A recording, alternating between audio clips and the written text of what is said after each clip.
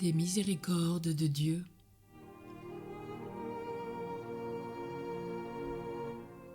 Le serviteur dit que j'aime, ô Marie, à vous entendre célébrer les miséricordes du Seigneur, de cette même voix qui célèbre ses grandeurs, que vous m'en donnez une haute idée. Si j'en suis avec vous la chaîne de génération en génération, je ne vois aucun de ceux qui craignent le Seigneur sur qui elle ne se soit reposée. S'il frappe les pécheurs dans sa colère, s'il leur fait éprouver ses plus terribles châtiments, ce n'est qu'après avoir essayé, par ses bienfaits, de les ramener et de se les attacher. Les ingratitudes et les infidélités de son peuple n'ont pu tarir la source de ses bontés. Il leur a ouvert le sein de sa miséricorde avec une tendresse toute paternelle. Il avait promis à Abraham et à sa postérité de leur envoyer un libérateur. Plutôt que de manquer à sa promesse, il a cherché dans les pères des raisons de faire à leurs enfants des grâces dont ils étaient indignes. Il a paru, ce libérateur. Les hommes n'ont pu méconnaître l'amour qu'ils avaient pour eux. Il a tendu une main secourable à tous les malheureux. Les pécheurs, loin d'être exclus de ses bienfaits, ont été le principal objet de son zèle.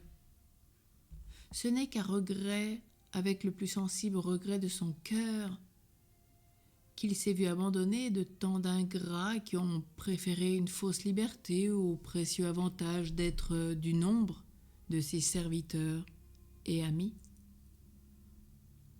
Pour mettre le comble au témoignage de son inépuisable charité, il est monté sur une croix, où il a versé jusqu'à la dernière goutte de son sang.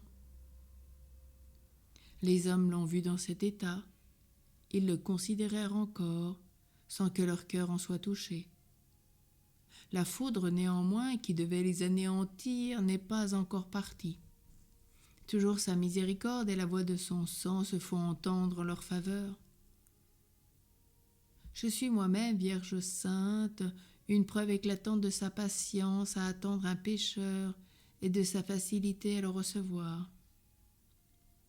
Brebis égarée, j'ai été ramenée au bercail par ce divin pasteur.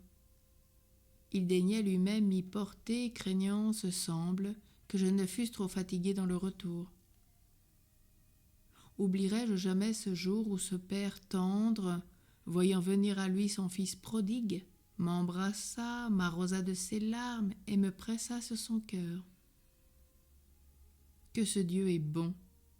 À la vue d'un cœur sincèrement contrit et humilié, il oublie qu'il est juge pour se souvenir qu'il est Père. Ô Vierge Mère de Dieu, Dieu des miséricordes, qui avait intercédé pour ma conversion, obtenez-moi la grâce de la persévérance. Vous savez le peu de stabilité qu'il y a eu durant ma vie dans mes meilleurs désirs. Conservez en moi, fortifiez, perfectionnez par votre protection ces nouveaux désirs de sainteté que la grâce y fait naître. Votre charité pour moi ne sera pas moindre que la confiance que j'ai en vous. L'ennemi de mon salut ferait-il plus pour me perdre que vous pour me sauver? Daignez donc, ô la plus charitable et la plus aimable de toutes les mères, obtenir à votre enfant les plus vifs regrets pour le passé, la plus exacte fidélité pour le présent, une confiance inébranlable pour l'avenir, et je chanterai dans les cieux, pendant toute l'éternité, les miséricordes du Seigneur et vos bontés.